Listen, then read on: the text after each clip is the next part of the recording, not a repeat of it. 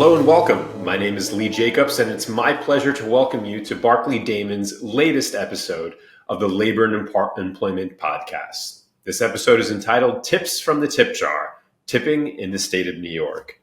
In this episode, we're going to dive into topics relating to tipping in the hospitality industry, and specifically about the tip credit.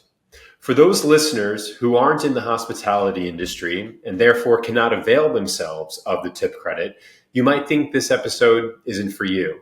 However, I encourage you to stay tuned. While we'll be focusing on the rules related to utilizing the tip credit in the hospitality industry, the principles of tipping, tip pooling, and tip sharing agreements and others can apply to you as well. So stay tuned and listen along. But before we jump into it, let's set the stage and discuss where we've been and where we're going. In our last couple of episodes, my esteemed colleague, Rosemary Enright, who's unable to join me for today's discussion, she and I talked about overtime and the nuanced topics of ensuring that our employees are paid correctly when they work more than 40 hours in one work week. One of the questions that Rosemary asked me was, how do you calculate overtime when someone has a tip credit? So let's break down that concept before we go into anything else. So the first question is, what is a tip credit? In New York, a tip credit only applies to hospitality employees.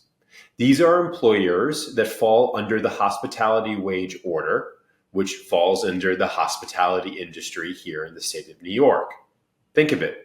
It's exactly as it sounds like. These are bars, restaurants, cafeterias, bakeries, businesses that are engaged in food service.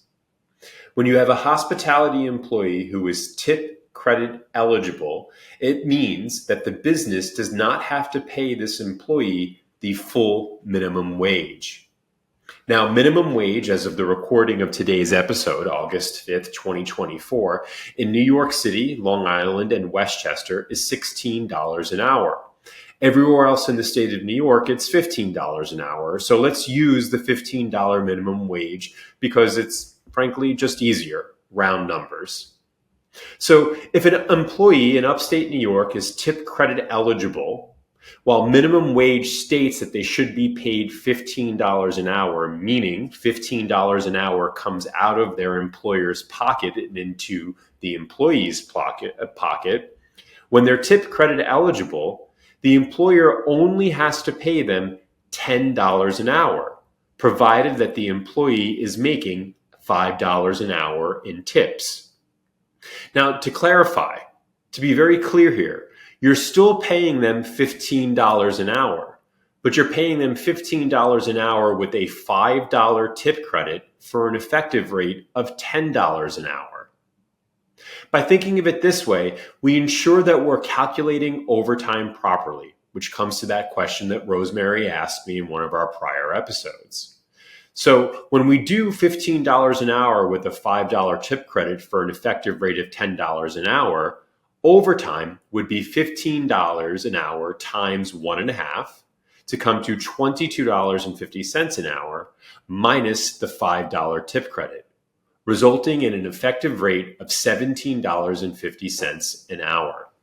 I'll repeat that again. When you have an employee that is tip credit eligible, we are paying them $15 an hour with a $5 tip credit for an effective rate of $10 an hour.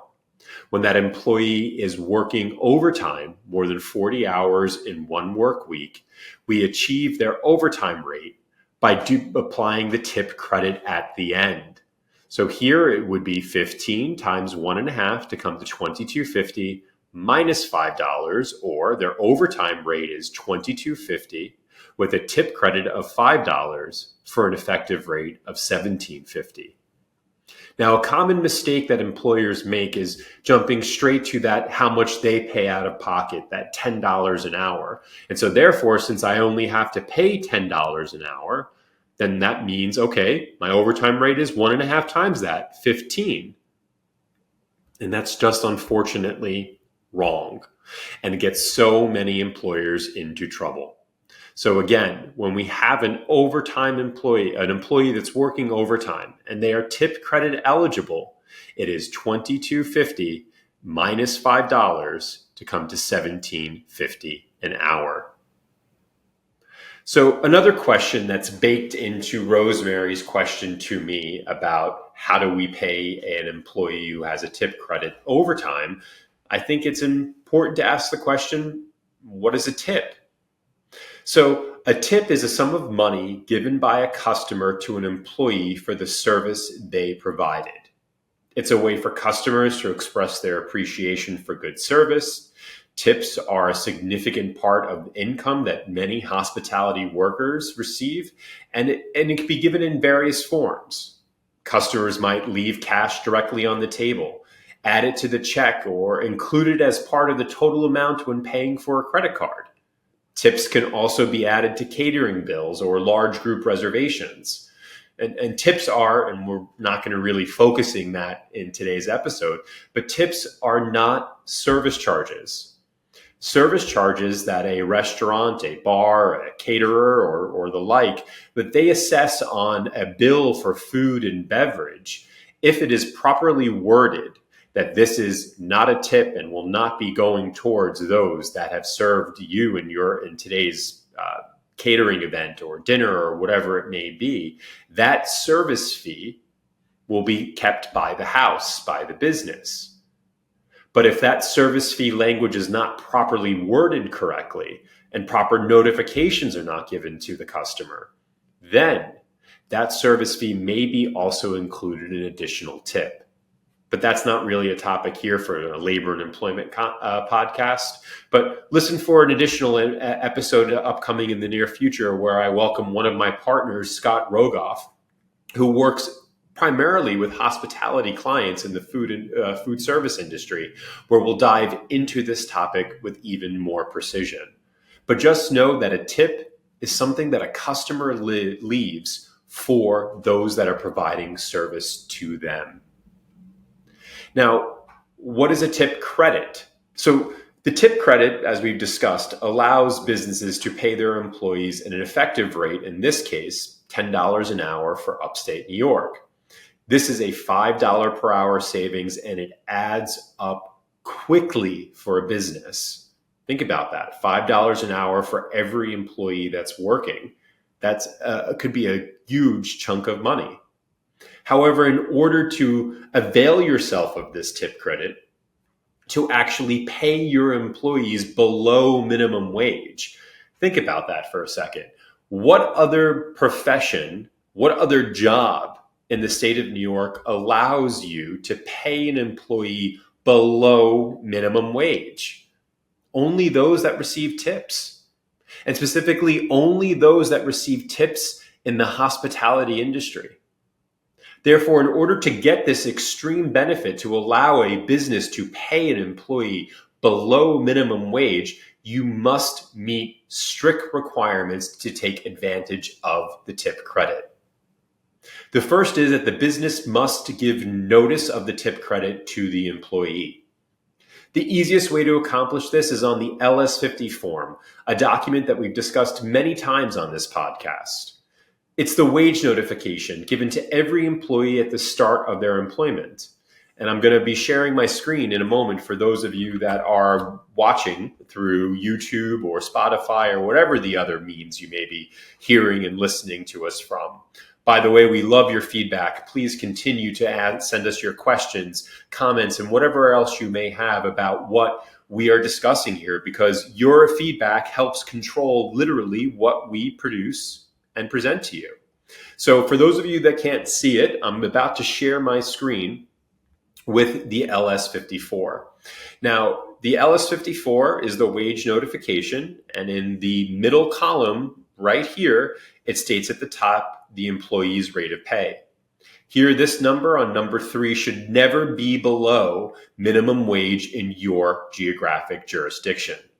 Again, this should never be below minimum wage in your geographic jurisdiction. $15 an hour everywhere, but New York City, Long Island, and Westchester, where it is $16 an hour. And then on the line 4, allowances taken, you would check the box for tips and then input the amount per hour of the tip credit being taken. In this instance, we're working with upstate New York, where upstate New York, the tip credit is $5 an hour. So we would check the box and then at $5 per hour. And then number 7 at the bottom, our overtime pay would be 1.5 times number 3 minus number 4, which would yield $22.50. So the first step is to give notice of the tip credit being taken. And that notification is primarily and easiest given to your employees by giving them an LS-54. Now, in addition to having to give notice to your employees, you need to let them know that they're actually how the tip credit affects their pay. That means on their pay stub, it needs to show that there is a tip credit being taken against their hourly wage. In a perfect world, your pay stub would show 5 hours at $15 an hour, $75, and 5 hours at $5 an hour for a negative $25 for the tip credit, coming to $50 being paid. Now, I know that in some payroll companies are unable to consider a tip credit as a deduction, and so therefore it just cannot do the math. But what is crucial here is that however your pay stubs end up, the pay stubs must do the math for their employees. Remember, your employees, if you filled out the LS-54 correctly, they believe they're being paid $15 an hour. The law says that they are actually being paid $15 an hour, and then you get to take a $5 an hour deduction or credit against their minimum wage. So the pay stub must show that. Whether it is in a perfect world where it shows, again, 5 at 15, 5 at negative 5 for negative 25, or it shows something along the lines of 5 times 10 with an asterisk and then a note on the pay stub stating that in New York, minimum wage in our geographic jurisdiction is $15 an hour. A $5 an hour tip credit is being taken against your minimum wage. In short, we have to give notice to our employees, and our employees need to know how they got paid. We have to do their math for them. If we don't give them notice at the beginning, and if we don't give notifications in the pay stub at the end, then the employee may no longer be tip credit eligible. Now, what is the problem with that? What happens when someone loses their tip credit eligibility? It's a simple solution, really. We have to pay them $5. We have to refund them the tip credit for every hour that it was inappropriately taken. So if we never gave notification to an employee, or our pay stubs are wrong, or both, for every hour that employee worked for us, we owe them back the tip credit that we were now the law would be saying, illegally or improperly taking. Just as I said a few minutes ago, how quickly the benefits of the tip credit can be for a business, they're saving $5 an hour for every tip eligible employee. Now they'd have to refund that money. We'd have to pay them back to the employees $5 for every hour that they worked when they could not be taking the tip credit, just because the business did not do its paperwork properly. In addition, just another crazy crazy idea to think about. Presume you have that employee, a server, and that server is making hundreds and hundreds of dollars per night in tips. They're making a heck of a lot more than $5 an hour in tips. It does not matter. If you did not give them notification or they don't have the proper pay stubs, you will still have to refund them, give them back $5 an hour for every hour that they worked where you did not meet the rules, the paper keeping rules of the tip credit. I know, a lot, but let's jump into it a little bit further. So now we've discussed what a tip is, what a tip credit is, and so now the next question would be is when is an employee eligible to take the tip credit? So we've discussed about the paperwork requirements. Now let's talk about the actual job requirements of the employee. So in order to take the tip credit, to avail yourself of the tip credit, an employee must be tip eligible. And to be tip eligible in New York, that means they must meet the 80-20 rule, which means that an employee must spend at least 80% of their shift doing customer-facing duties to be tip credit eligible. So in order to take that $5 credit, to pay someone effectively $10 an hour, the employee, as we said, has to spend at least 80% of their shift doing customer-facing duties. These are our front of house employees, the servers, the bussers, the bar packs, the bartenders and food runners, and others. They must be engaging with customers for 80% of their shift. So for example, in a 5-hour shift, 80% is 4 hours, 20% is 1 hour. So if an employee is spending 5 hours of their shift on the floor serving customers, no problem. But what about that employee who comes to work on that slow day and their manager sends that employee down to the stock room to stock and to make sure everything is in order downstairs? That same 5-hour shift is now turned into 2 hours downstairs in the stock room and 3 hours on the floor. This employee now has a problem because they no longer meet the 80-20 ratio, and this means they are no longer tip credit eligible. That means we have to pay them the full $15 an hour for that shift. And it doesn't matter how much they made in tips during that shift. It doesn't matter if our paperwork was right during that shift. If you fall below that 80-20 ratio, you must pay your employees the full amount for the entirety of their shift. And further to that, a little nuance in New York, if you spend more than 2 hours on any given day, regardless of how long your shift is, working in a non-tipped occupation, then you are tip credit ineligible for the entirety of that day. So let's say, for example, you have someone who's working 12 hours in a given day. They're just a very good workhorse of an employee. That employee actually does 2 jobs for you. They spend 2 hours, 1 hour in the morning and 1 hour at night in the back of the house doing dishes, but then they spend 10 hours on the floor as one of your servers. Here they clearly meet the 80-20 ratio, because they're spending 8 hours on the floor, 2 hours in the back of the house. But New York says if you spend 2 hours, regardless of the entirety of how long your shift is, you become tip credit ineligible for the entirety of that shift. Here too, again, regardless of how good your paperwork is or how much money you've paid your employee, if they work more than 2 hours in a given day in a non-tip eligible job, then you are unable to take the tip credit for that employee for the entirety of that shift. I know this is a lot of information coming at you fast and quick. Please feel free to reach out with any questions, like and subscribe, send us an email, answer the questions in our poll, which I'm going to be coming to in a moment. But where are we? What have we gotten to in about this last 20 minutes of conversation? Here we've talked about what is a tip credit, and what are the circumstances for when someone is tip credit eligible, meaning when can the business save that $5 an hour, again, using upstate New York numbers.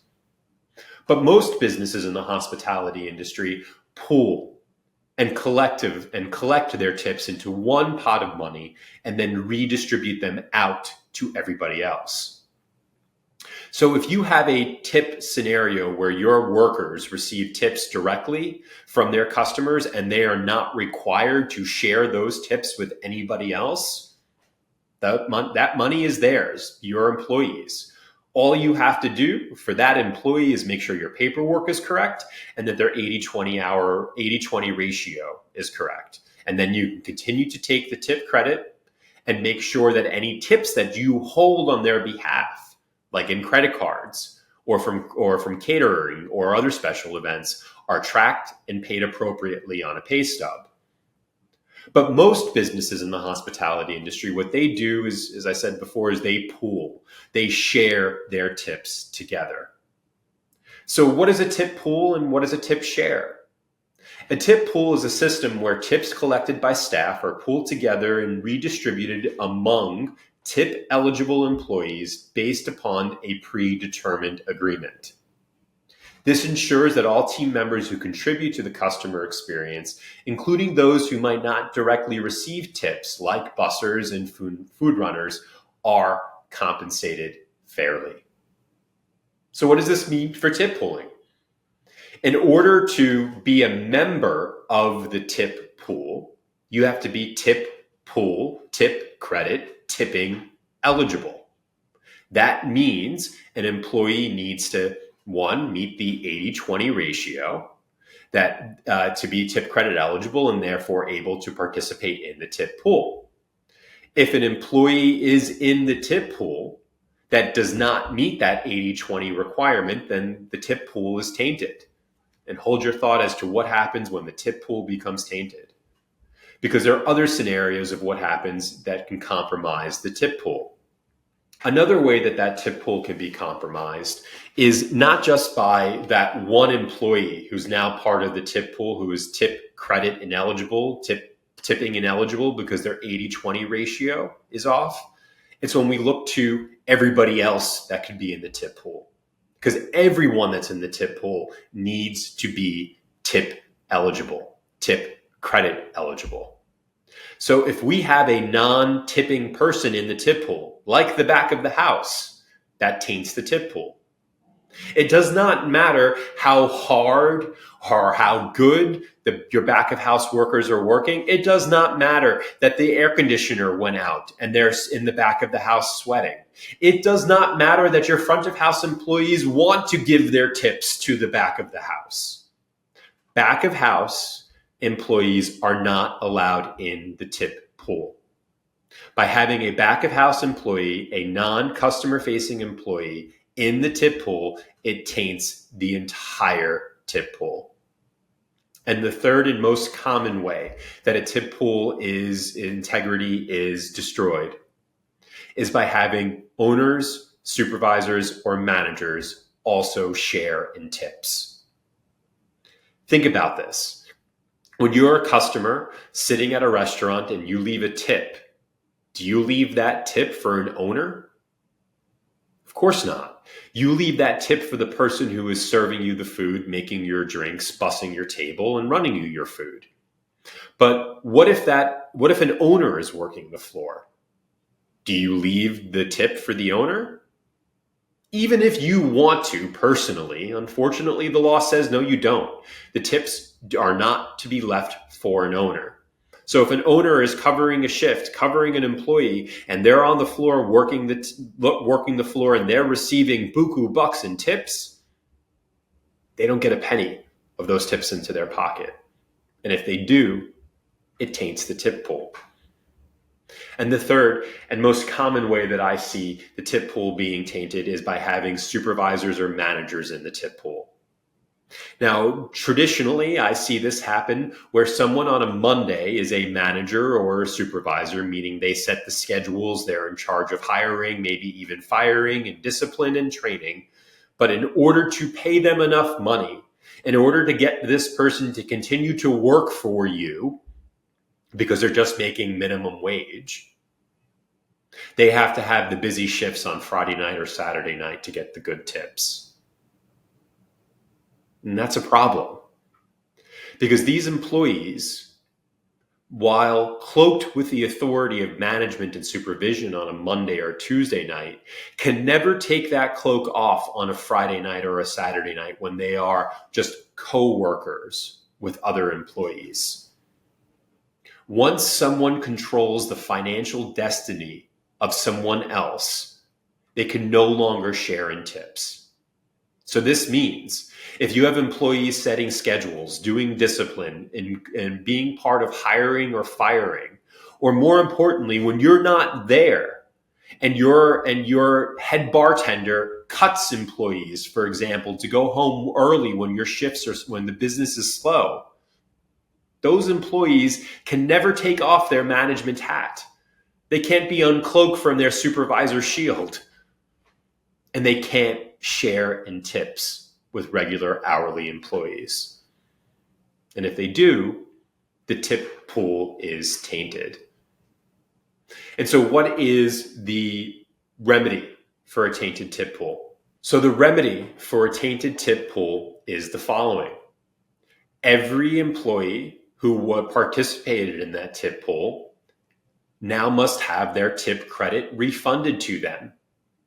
Because one of the things that is in part of the law that allows you to pay an employee below minimum wage is, one, that all of your paperwork is correct, the notifications and the pay stubs, and two, that you are properly administering the tip pool, which means that everyone in the tip pool is allowed to be there.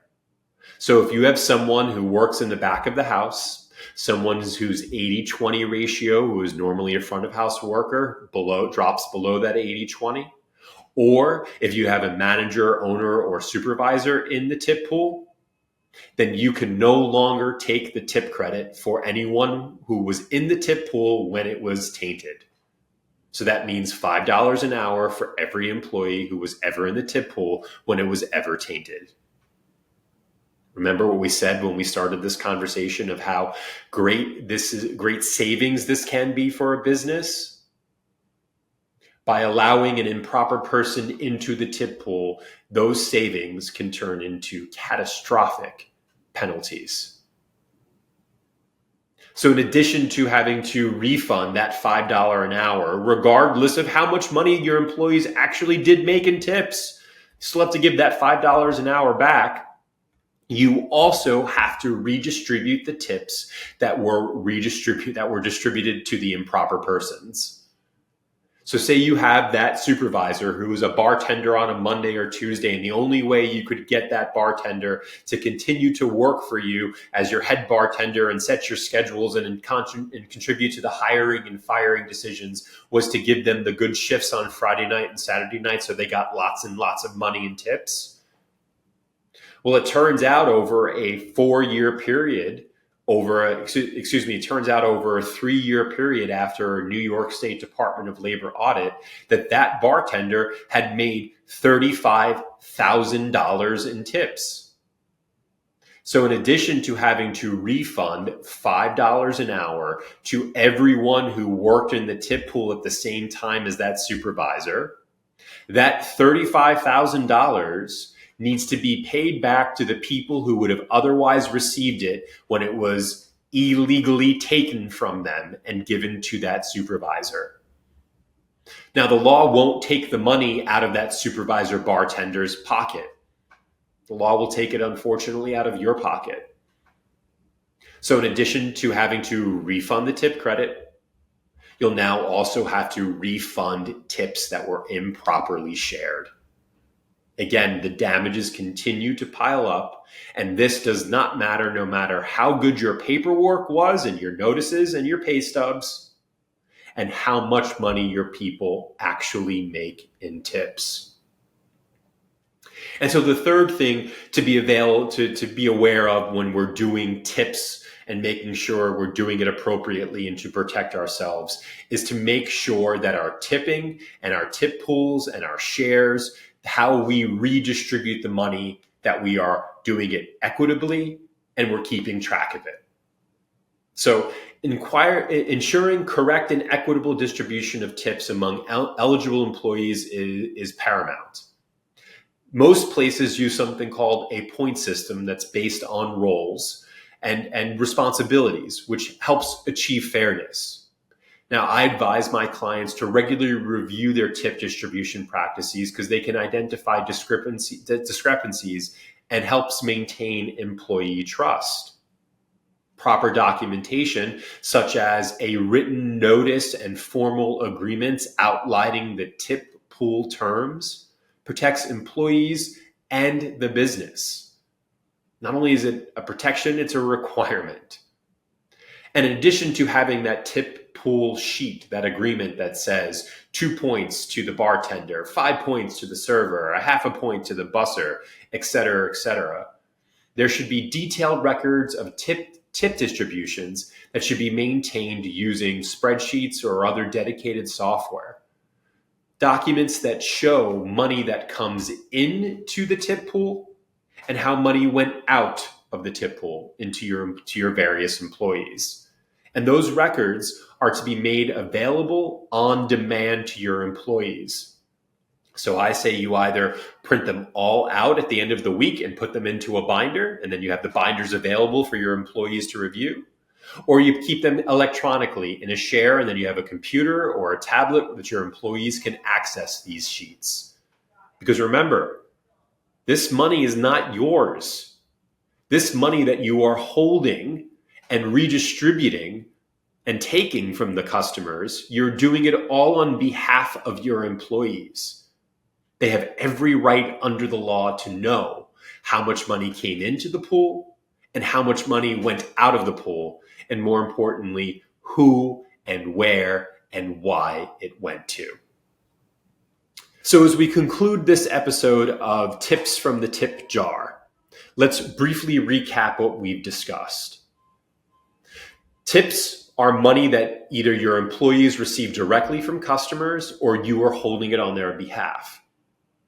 In order to take the tip credit, $15 an hour with a $5 tip credit for an effective rate of $10 an hour.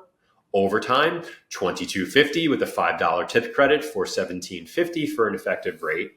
In order to take a tip credit for your employees, the employees must receive notification of the tip credit, both in their pay on their wage notification and their pay stub.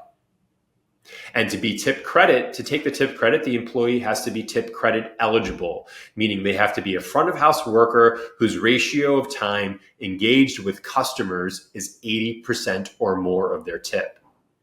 And when an employee works more than 2 hours, regardless of the length of their shift, and a non-tipped occupation, you cannot take the tip credit at all for them for that entirety of their day. And when we pull all of the tips together that all of our front of house employees receive during the course of a shift, and then we redistribute that back out to all of our front of house employees, we have to make sure that when we're doing that our tip pool is appropriately comprised and administered correctly. So that means only front of house workers who are tip credit eligible, 80-20 ratio applies, are in the tip pool, with no owners, no managers, and no supervisors. And then there has to be records, proper records that show money in and money out from the tip pool. And in addition to that, there should be a line on the pay stub, a pay stub that says tips. Now, your employees may say to you, and you may think that you're doing them a solid by not including tips on their pay stub, how much tips they actually received, but that is a no-no. One, they may say to you they don't want to know how much tips, they don't want to be tracked for tips, whether it be for financial reasons, child support reasons, support from the government reasons, whatever it may be. But the point is you need proof that your employees were paid their tips. How do we do that? We do that through the tip sheets, the tip pooling documents, and a line on their pay stub that says how much in tips were received for that particular pay period. It's the only way to do this right, and it's the only way that you, as your business, can protect yourself. So to wrap up, we've covered ensuring the right people are in the tip pool, that we're distributing it correctly, that we're maintaining proper paperwork, we're calculating overtime right, and we've discussed the severe consequences for non-compliance. And mind you, if it's a DOL audit, in addition to having to pay the tip credit back and redistributing the tips, you are also going to be suffering from penalties, interest, and liquidated damages. Liquidated damages that can range from an additional 25% to 200% of the untimely paid monies. Just do it right the first time. I hate to put it that way, but so many of the things that we do in the labor and employment world, particularly as it relates to how we pay our employees, if we do it right the first time, then we're going to be able to defend ourselves from any challenge that anyone, whether it be from the Department of Labor or from a private lawsuit, can bring against us. Regularly reviewing your typical practices is essential to ensure fairness and compliance. Staying informed and proactive can help you avoid costly mistakes and maintain a positive work environment. So in short, the biggest tip from this tip jar, just do it. So if you found this episode helpful, subscribe, reach out to us, send us an email, visit our website for additional resources, and feel free to contact us for any assistance you may need. Now, before you go, we'd love to hear from you. So we've got some questions for you, some follow-up to have some engagement. The first one is, do you currently have tipped credit eligible employees? A, yes. B, no. Reach out to us again. Share us with your stories. Connect with us on social media. We're here to help. Thank you for joining me on this episode of Tips from the Tip Jar. I'm Lee Jacobs, and I look forward to our next discussion. Until then, stay compliant and keep those tips flowing fairly. Thanks so much, everyone. Want more hot labor and employment updates? Join us for Barclay Damon's inaugural New York Labor and Employment Law Conference on October 16th, 2024, from 8 a.m. to 4 p.m. at the Turning Stone Resort Casino in Verona, New York, for developments and trends in employment law featuring Barclay Damon attorneys and our keynote speaker, Maureen Kielt, Regional Director of the EEOC. Register now, link provided in our description. The Labor and Employment Podcast is available on barclaydamon.com, YouTube, and all your favorite podcast streaming platforms. Like, follow, share, and continue to listen. Thanks.